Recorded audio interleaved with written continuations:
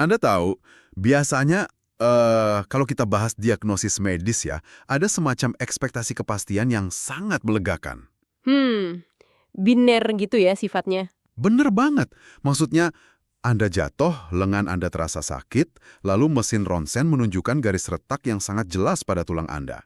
Iya, hitam dan putih. Persis, dokter tinggal menunjuk layar itu dan bilang, nah ini masalahnya lengan Anda patah, selesai. Otak kita emang secara alami sangat menyukai hal-hal yang rapi, terukur, dan gampang dikategorikan seperti itu kan? Iya kan? Tapi coba bawa ekspektasi kepastian itu ke dunia komunikasi manusia, terutama ke cara masyarakat kita berdebat dan kondisi lanskap politik kita hari ini. Tiba-tiba mesin ronsennya tuh seolah rusak. Ah iya, gambarnya jadi buram semua. Tuh, kita melihat hasil pindaian yang isinya cuma kabut abu-abu. Orang-orang berdebat keras, data dilemparkan kemana-mana, tapi rasanya nggak ada satupun yang benar-benar mendengar atau mencapai titik temu.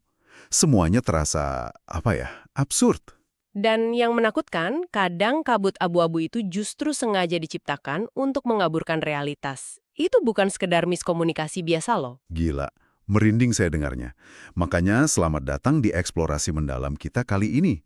Hari ini kita mengajak Anda, iya, Anda yang mungkin sedang di jalan raya atau lagi duduk ngopi nih, untuk ikut membedah kenapa dunia kita terasa makin bising tapi makin minim makna. Kita bawa tumpukan sumber yang luar biasa ya hari ini. Benar, bukan sekedar opini, tapi kita menggali materi dari video kuliah filsafat Jerman tentang hermeneutika, pemikiran sosiolog legendaris Jürgen Habermas, sampai sebuah tesis akademis yang sangat tajam soal politik pasca kebenaran atau post-truth. Topik yang sangat relevan. Sangat. Tujuannya cuma satu, kita mau membongkar secara radikal bagaimana manusia membangun masyarakat lewat bahasa dan apa jadinya kalau kebenaran tiba-tiba kehilangan harganya sama sekali di panggung politik. Oke, mari kita bedah ini. Tolong bantu saya menata fondasinya dulu. Boleh, mari kita bongkar pelan-pelan. Kalau kita mau mengerti kenapa masyarakat kita bisa sekacau ini ya, kita nggak bisa langsung membahas politik. Kita harus mundur ke pertanyaan paling dasar dulu. Maksudnya soal bagaimana kita berpikir. Lebih ke bagaimana awalnya otak Anda menerjemahkan sebuah kata menjadi sebuah makna. Di ranah inilah kita harus berkenalan dengan konsep yang namanya hermeneutika. Hermeneutika, terdengar seperti nama dewa Yunani kuno ya? Iya, agak berat namanya. Tapi seingat saya dari materi kita, ini pada dasarnya adalah ilmu tentang tafsir, kan? Tepat. Tapi ini bukan tafsir yang pasif ya. Hermeneutika menyadarkan kita bahwa membaca teks atau mendengar ucapan orang lain itu bukanlah sekedar mentransfer informasi dari kepala orang ke kepala Anda. Bukan sekedar copy-paste gitu ya? Benar sekali. Ini adalah proses penggalian aktif. Anda nggak bisa memisahkan sebuah kalimat dari konteks sejarahnya, niat si penulis, dan yang paling sering dilupakan, perspektif Anda sendiri sebagai penerima. Oh, filter dari diri kita sendiri? Iya, budaya Anda, pengalaman pahit manis Anda, pendidikan Anda, itu semua adalah filter. Kalau kita tidak sadar bahwa kita sedang memakai kacamata filter ini, kita hanya akan memproduksi kesalahpahaman massal. Saya punya analogi yang mungkin deket banget dengan keseharian pendengar kita nih. Gini, bayangkan Anda baru saja mengirim email atau pesan teks panjang lebar ke bos Anda. Anda menjelaskan strategi proyek yang sangat detail, Anda sampai begadang untuk itu. Lalu bos Anda cuma membalas dengan satu kata, "Oke, titik." Wah, itu sing mimpi buruk bagi banyak karyawan ya. Iya kan? Anda pasti langsung melakukan hermeneutika mendadak di kepala Anda saat itu juga. Anda mulai mikir, tunggu, bos saya lagi sibuk nggak ya? Anda mulai menggali konteksnya. Persis. Anda menggali pengalaman masa lalu dengannya. Apakah oke pakai titik ini artinya dia setuju secara antusias? Atau ini peringatan pasif-agresif karena dia benci proposalnya tapi malas ngetik? Itu contoh yang luar biasa pas. Di situ, Anda tidak cuma membaca 3 huruf O, K, dan E. Anda sedang menginterpretasi seluruh relasi kuasa antara Anda dan atasan Anda, suasana hatinya, dan kultur perusahaan. Berarti kita sedang melakukan negosiasi makna ya di dalam kepala? Tepat. Yang mempesona di sini adalah bahasa dan simbol itu punya lapisan makna yang sangat rumit. Nah, pemahaman dasar ini menjadi batu loncatan yang penting. Untuk melihat gambaran besarnya? Iya, untuk melihat bagaimana interaksi kita membentuk masyarakat. Kalau kita semua punya filter interpretasi yang beda-beda, bagaimana caranya masyarakat nggak runtuh? Bagaimana kita bisa sepakat soal apapun? Ini membawa kita pada pemikiran seorang filsuf dan sosiolog besar abad ke-20. Jürgen Habermas. Betul, Jürgen Habermas. Dan ngomong-ngomong soal filter dan pengalaman masa lalu, latar belakang Habermas ini luar biasa banget loh. Di sumber kita disebutkan dia lahir tahun 1929 di Jerman. Masa yang sangat kelam. Banget. Seperti anak muda sebayanya, di usia 10 tahun dia dipaksa masuk pemuda Hitler dan bahkan dikirim ke garis depan perang di usia 15 tahun. Pengalaman traumatis di usia yang sangat muda. Kan? Logikanya, anak yang tumbuh di bawah rezim fasis berdarah mungkin akan jadi orang yang sangat sinis terhadap dunia. Masuk akal sih kalau dia menjadi pesimis terhadap kemanusiaan. Banyak pemikir pendahulunya di mazhab Frankfurt, seperti Adorno misalnya, memang melihat dunia dengan sangat gelap setelah perang. Tapi Habermas justru sebaliknya. Pengalaman pahit dipaksa oleh sistem totalitarian, itu justru bikin dia punya penolakan absolut terhadap segala bentuk paksaan. Sepanjang karirnya, dia malah mencari cara bagaimana manusia bisa berinteraksi murni pakai akal sehat. Bukan pakai todongan pistol ya. Iya, bukan lewat paksaan. Betul sekali. Habermas membedah interaksi masyarakat dan menyimpulkan bahwa manusia itu berinteraksi melalui dua cara atau dua mode operasi utama. Oke, apa saja itu? Yang pertama, dia sebut sebagai tindakan strategis atau strategic action. Di mode ini, Anda beroperasi dengan logika transaksional murni. Orang lain itu bukan manusia seutuhnya bagi Anda. Maksudnya gimana tuh? Mereka cuma alat atau rintangan untuk mencapai tujuan pribadi Anda. Anda bisa memanipulasi mereka, menyuap mereka, atau memaksa mereka secara terang-terangan. Kayak karakter sosiopat di budaya pop ya. Pikirkan tokoh seperti Walter White dari Breaking Bad atau Francis Underwood dari House of Cards. Mereka melihat manusia lain tuh sekedar bidak catur yang bisa digeser atau dikorbankan demi menang. Tepat. Semuanya murni soal utilitas dan kalkulasi. Tapi Habermas bilang, masyarakat nggak akan bisa berfungsi dan bertahan kalau semua orang cuma bermain catur satu sama lain. Pasti hancur dong kalau semua saling manipulasi. Maka dari itu, ada mode yang kedua yang menjadi jantung teorinya. Tindakan komunikatif atau communicative action. Disinilah interaksi benar-benar berusaha mencari kesepahaman dan konsensus murni. Anda nggak menekan lawan bicara Anda, tapi Anda menawarkan argumen. Tunggu. Biar saya cerna ini pakai contoh konkret dari sumber materi kita. Tolong jelaskan soal contoh kopi itu, karena itu memperjelas perbedaan alasan internal versus eksternal. Iya, contoh segelas kopi itu elegan sekali. Begini, kalau Anda sebagai dosen berkata kepada mahasiswa Anda, belikan saya kopi atau Anda saya beri nilai E, itu adalah paksaan murni kan? Iya, itu jelas ancaman. Eksternal. Tindakan strategis. Betul. Nilai dan kopi tidak ada hubungannya secara rasional. Mahasiswa nggak punya ruang untuk membantah. Mereka cuma bisa patuh atau hancur. Tapi, bagaimana kalau Anda berkata, belikan saya kopi karena itu adalah cara yang pantas untuk menghormati pengajar? Bukannya itu sama aja saya lagi memanipulasi mereka buat beliin kopi? Sekilas memang terlihat mirip karena tujuannya sama-sama mau dapat kopi. Tapi disinilah Habermas menarik garis yang sangat tipis. Di kasus kedua ini, Anda menggunakan alasan internal. Anda mengaitkan kopi dengan norma sosial, yaitu rasa hormat. Oh, saya mengundang perdebatan? Persis. Karena Anda mengajukan klaim moral yang bisa diuji validitasnya, Anda membuka ruang untuk berdiskusi. Mahasiswa Anda sekarang bisa bilang, maaf Pak, tapi rasa hormat di dunia akademik itu diukur dari partisipasi saya di kelas, bukan dari segelas espresso.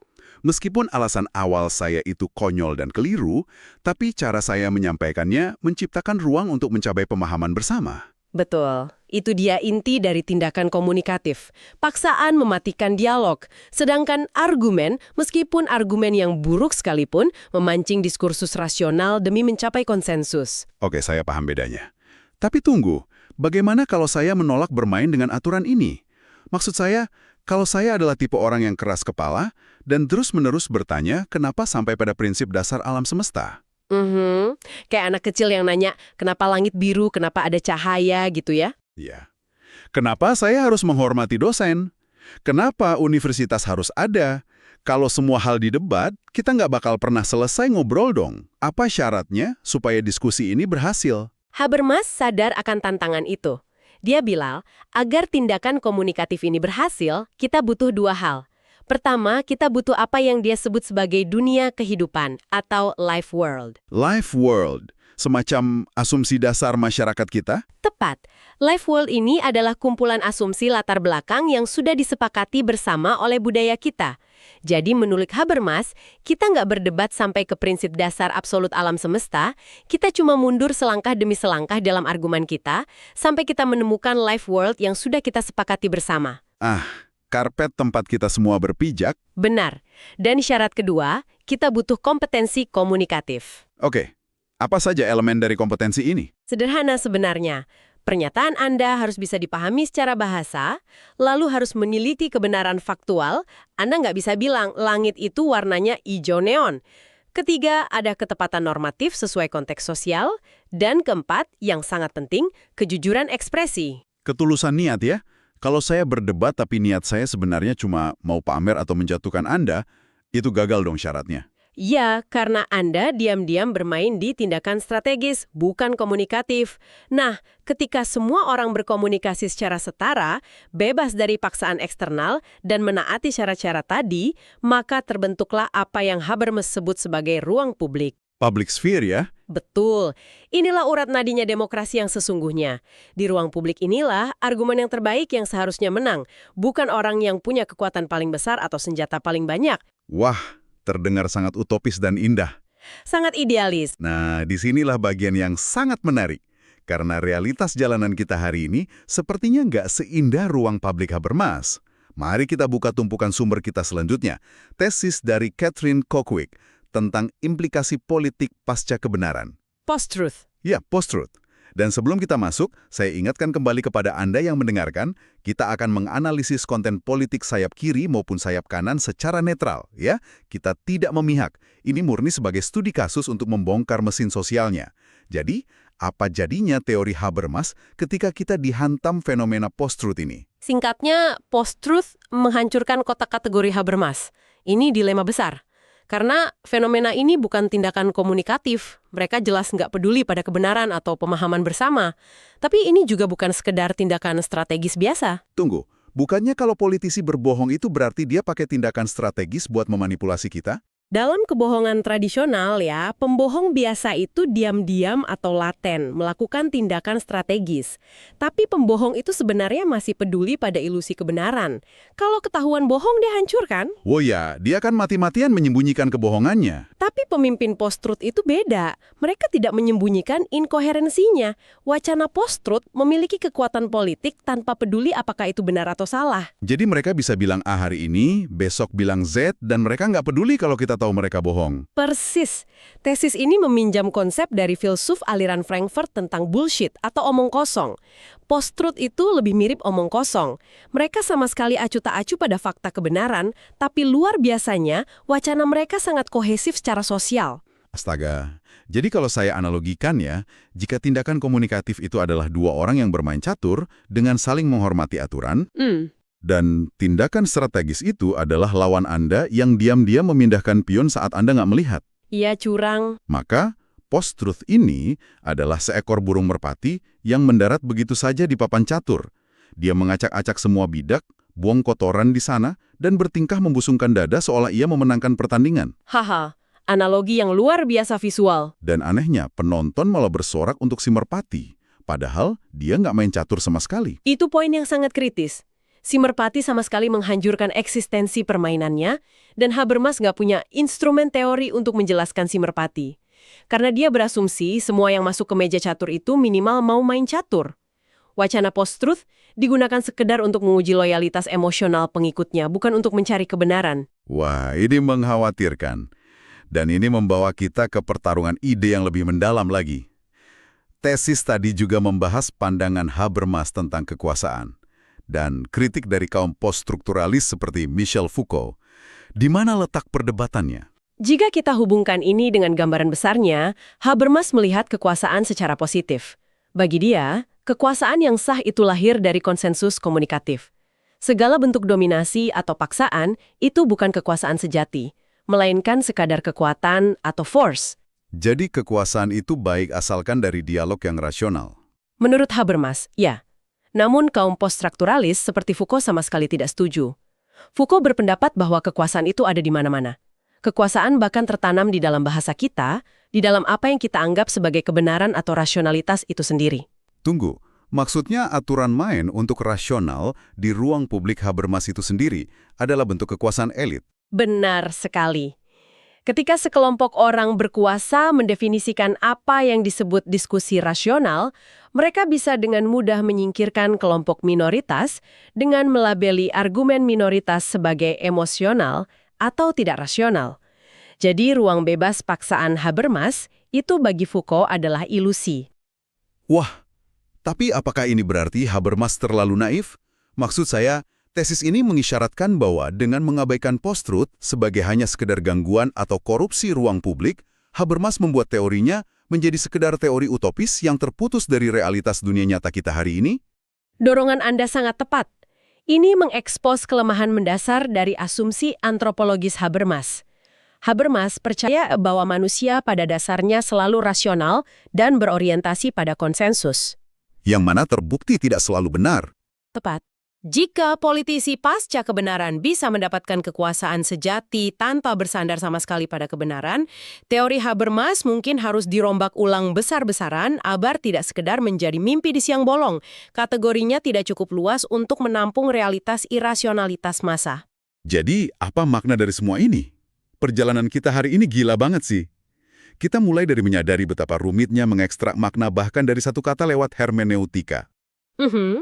Lalu kita melihat harapan besar Habermas tentang masyarakat yang berdiskusi secara rasional dan setara. Melalui tindakan komunikatif tadi ya? Iya. Hingga akhirnya kita mendapat pukulan telak dari fenomena post-truth, di mana kebenaran tak lagi jadi mata uang yang laku di masyarakat, dan kekuasaan ternyata menyusup ke dalam konsep rasionalitas itu sendiri. Dan bagi Anda yang mendengarkan, ini bukan cuma teori abstrak loh. Ini sangat praktis. Saat Anda membaca berita, duduk di rapat perusahaan, atau scrolling di media sosial, selalu bertanyalah pada diri sendiri. Iya, apa yang harus mereka tanyakan? Apakah orang yang sedang bicara ini mencoba mencapai pemahaman bersama dengan saya? Atau mereka hanya sedang mengerahkan tindakan strategis untuk memanfaatkan saya? Atau yang lebih parah, apakah mereka hidup dalam gelembung post-truth, di mana fakta sudah tidak lagi relevan, dan mereka cuma menebar omong kosong untuk menguji loyalitas? Kesadaran itu filter pertahanan yang sangat penting ya. Sangat krusial di era sekarang. Luar biasa. Sebagai penutup, saya ingin meninggalkan satu pemikiran provokatif untuk Anda renungkan secara mandiri. Selama ini, struktur demokrasi kita kan dibangun di atas asumsi yang wangi banget, bahwa manusia pada akhirnya akan selalu mencari kebenaran empiris. Asumsi utamanya seperti itu. Tapi, otak kita secara biologis justru berevolusi untuk lebih memilih kohesi emosional kelompok dibandingkan sekedar fakta empiris. Kita ingin merasa aman dalam kelompok kita. Survival instinct ya? Betul. Jadi pertanyaannya adalah, apakah kita sebenarnya sedang menyaksikan runtuhnya demokrasi hari ini? Atau mungkinkah kita sedang berada di ambang evolusi menuju bentuk sistem masyarakat yang sama sekali baru, yang bahkan belum punya nama? Sistem yang digerakkan bukan oleh kebenaran, tapi oleh kekuatan narasi emosional. Wah, itu pertanyaan penutup yang bikin merinding. Sesuatu yang layak untuk Anda pikirkan sambil melanjutkan aktivitas Anda hari ini. Terima kasih banyak kepada Anda karena telah ikut membedah sumber-sumber yang luar biasa ini bersama kami. Jaga terus rasa penasaran Anda, dan sampai jumpa di eksplorasi mendalam kita selanjutnya.